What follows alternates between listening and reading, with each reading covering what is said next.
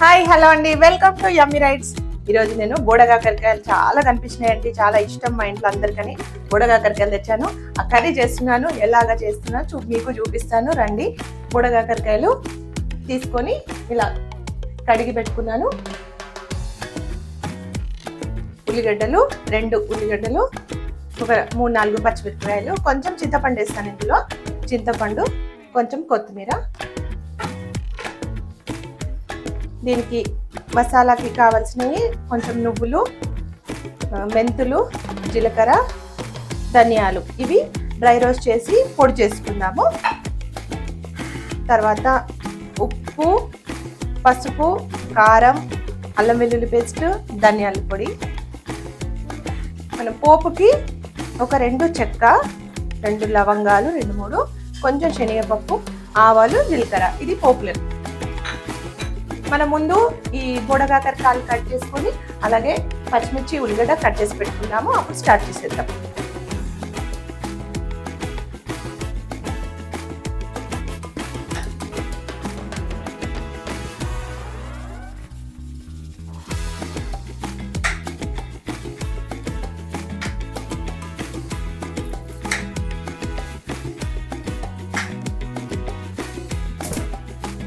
Stove on చేసుకొని కడాయి పెట్టుకొని oil వేసేసుకుందాం. ఫస్ట్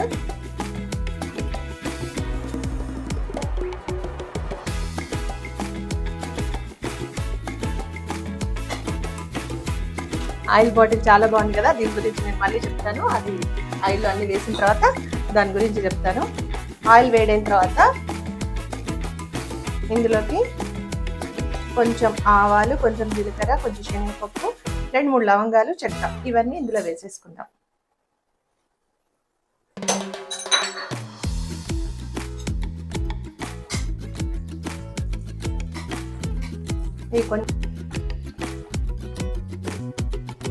ఇందులోకే కట్ చేసి పెట్టుకున్న ఆనియన్ వేసేసుకుందాం.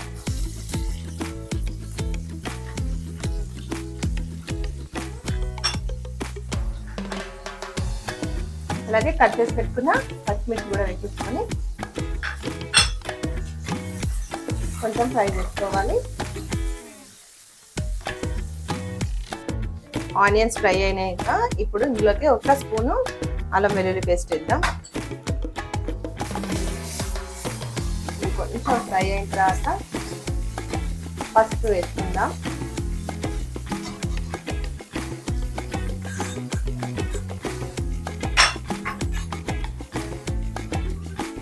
హాఫ్ టీ స్పూన్ పసుపు వేస్తున్నా.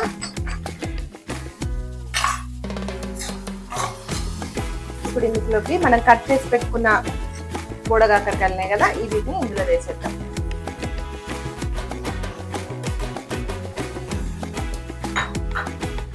ముక్కలన్నీ ఇందులో వేసేసుకొని బాగా కలుపుకొని ఇలా పసుపు, ఉప్పు అంతా సరిపడా, దీనికి సరిపడా కారం, ఉప్పు వేసేసుకుందాం. పచ్చిమిర్చి వేసినాం కాబట్టి ఇందులో ఒక 2 స్పూన్లు కారం వేస్తున్నా. 1 స్పూన్ సాల్ట్ వేసేస్తున్నా.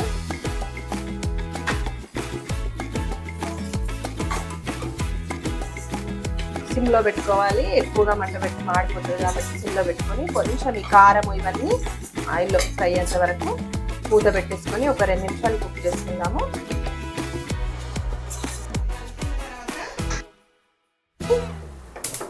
మనం ఇంకో దానిపైన షిఫ్ట్ చేసేసుకుందాం. దీనిపైన ఇంకో చిన్న కడాయి పెట్టుకొని మనం ఈ నువ్వులు, ధనియాలు ఇవన్నీ ఉన్నాయి కదా, ఇవి లైట్గా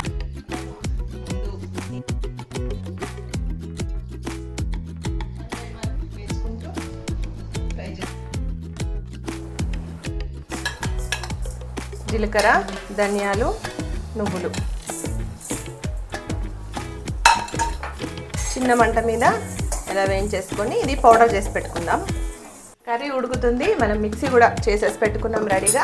ఇంకో 2 నిమిషాలు టైం ఉంది. ఇందాక బాటిల్ గురించి చెప్తా అన్నా కదా, ఇదండి ఆయిల్ బాటిల్. దీన్ని మంచిగా ఫిల్ చేసి పెట్టుకున్నామంటే ఇలా ఈజీగా వంపేసుకోవచ్చు, చేతులకు ఏమీ అంటకుండా. ఇంకో 2 బాటిల్స్ కూడా చూపిస్తాను. ఇది స్ప్రే బాటిల్స్ అండి. ఇలాగా స్ప్రే చేస్తే మనకు ఆయిల్ స్ప్రే అవుతుంది మన చపాతీలోకి కానీ. దీంట్లో ఆలివ్ ఆయిల్ వేసి పెట్టుకుంటే మనం సలాడ్లోకి ఈజీగా స్ప్రే చేసుకోవచ్చు. ఇది దోశలకి చపాతీలకి ఇలా స్ప్రే చేసుకుంటే ఈజీగా మనం స్పూన్ పెట్టాల్సిన అవసరం లేదు, బ్రష్ అవసరం లేదు, చేతులకి ఏం అంటకుండా చాలా బాగుంది కదా. ఇలా కిచెన్లో ఇలాంటి ఐటమ్స్ ఉండాలండి. మనం వంట మంచిగా ఇంట్రెస్ట్గా చేయాలంటే కొన్ని ఐటమ్స్ కొనుక్కోవాలి. ఇలా ఇంట్రెస్టింగ్గా ఉంటేనే వంట కూడా ఇంట్రెస్టింగ్గా చేస్తారు. మరి ఇవి కూడా అమెజాన్లోనే తీసుకున్నాను, ఎక్కడో కాదండి. చాలా బాగున్నాయి, నాకైతే నచ్చినాయి, అందుకే మీతో షేర్ చేసుకుంటున్నాను. 5-6 మినిట్స్ అయిపోయింది, మగ్గిపోయింది చూడండి ముక్కలన్నీ. ఇలా మగ్గుతున్న టైంలో మనం మిక్సీ పట్టుకున్న మసాలా ఉంది కదా, దీన్ని ఇప్పుడు ఇందులోకి వేసేసుకుందాము.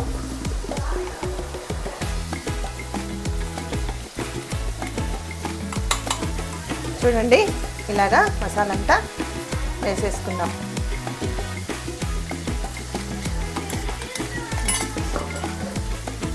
మసాలా వేసుకొని మంచిగా కలుపుకొని 1 నిమిషం కలుపుకున్న తర్వాత ఈ మసాలా ఆయిల్ ఫ్రై అయిన తర్వాత మనం చింతపండు గుజ్జు చేసి పెట్టుకుందాం.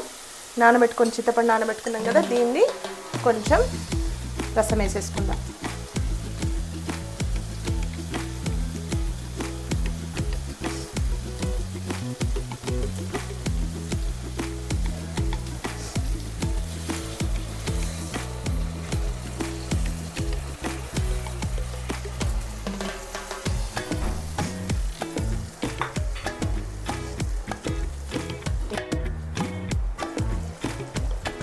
ఫైవ్ మినిట్స్ అయిపోయింది, మంచిగా ఉడుకుతుంది చూడండి కర్రీ.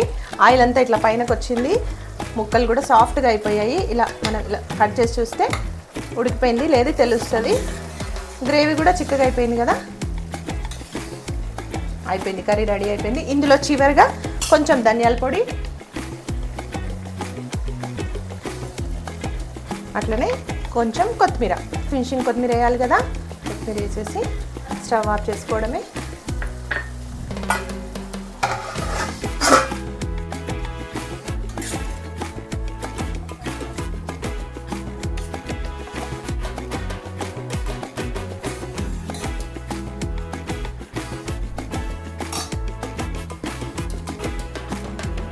కర్రీ అయితే తినడానికి రెడీ అయిపోయింది.